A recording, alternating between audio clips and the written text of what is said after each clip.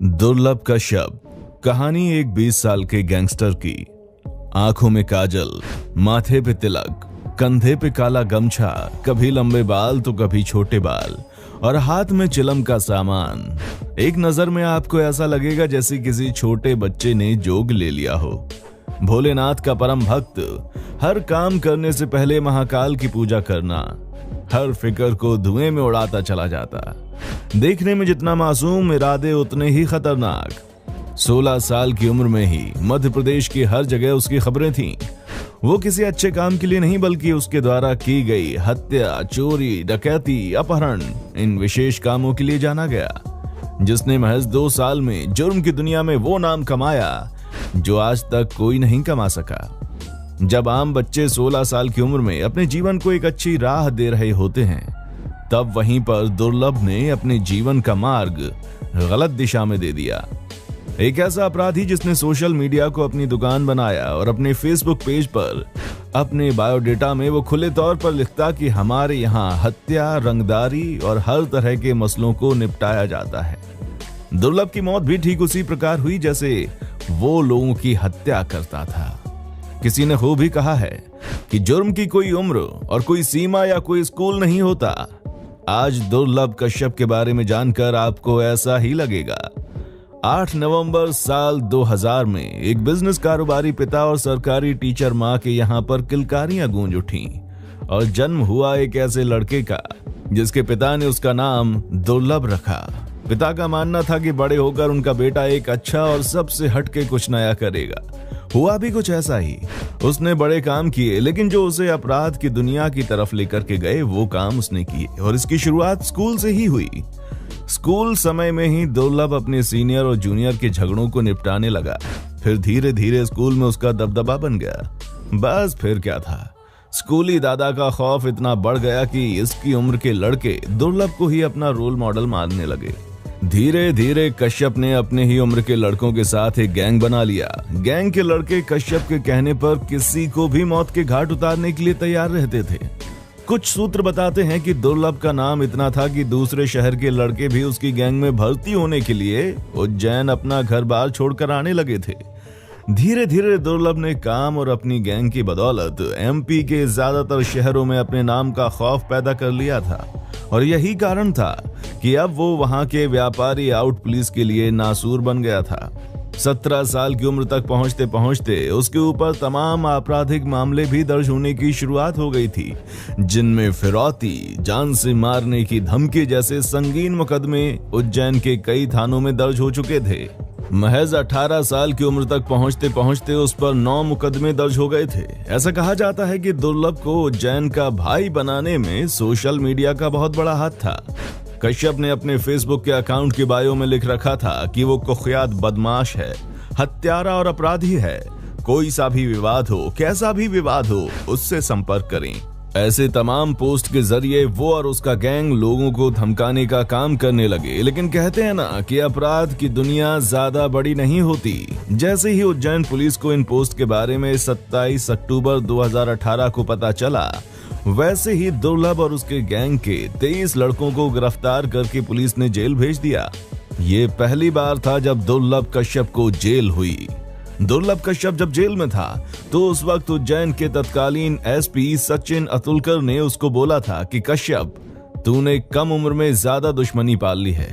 तू जेल में जब तक है तब तक जिंदा है, बाहर निकलेगा तो कोई ना कोई तुझे मार देगा। और बाद में एसपी साहब की भविष्यवाणी बिल्कुल सच साबित हुई।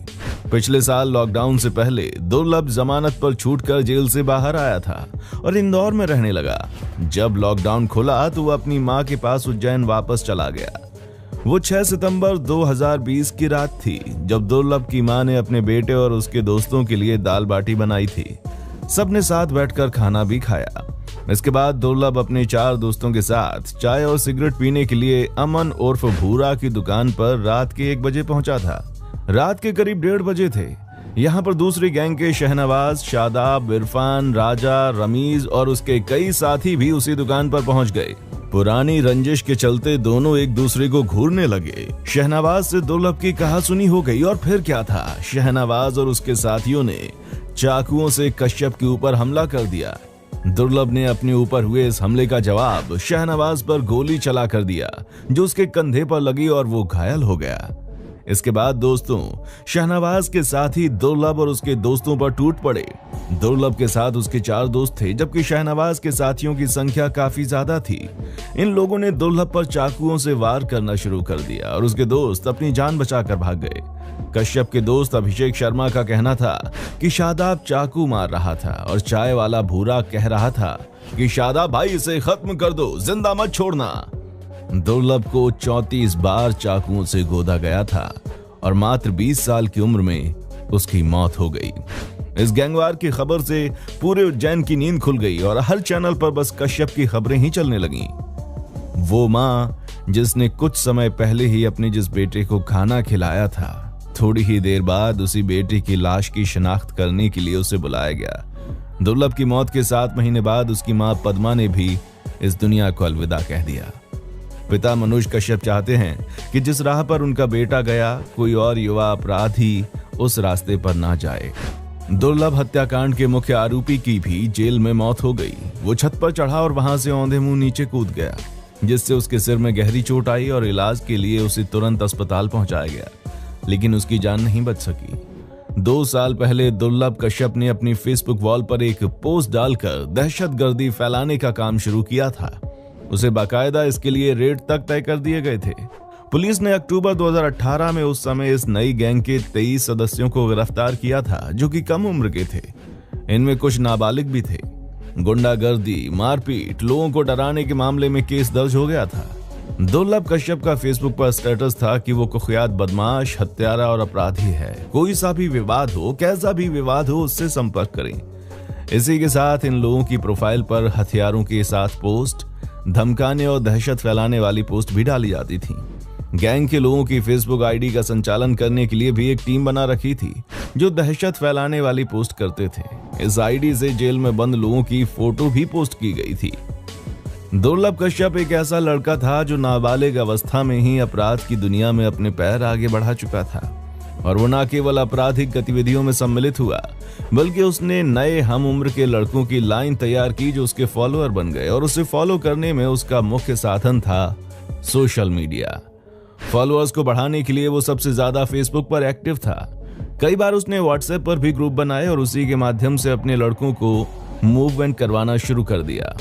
विवाद में शामिल होना, नशा करना और इस प्रकार के कई काम उसके लिए बहुत ही आम बात थी। एक बार फिर से दुर्लभ कश्यप सुर्खियों में आया है, और वजह है उसके चाहने वाले और उनके द्वारा सोशल मीडिया पर डाली गई एक पोस्ट।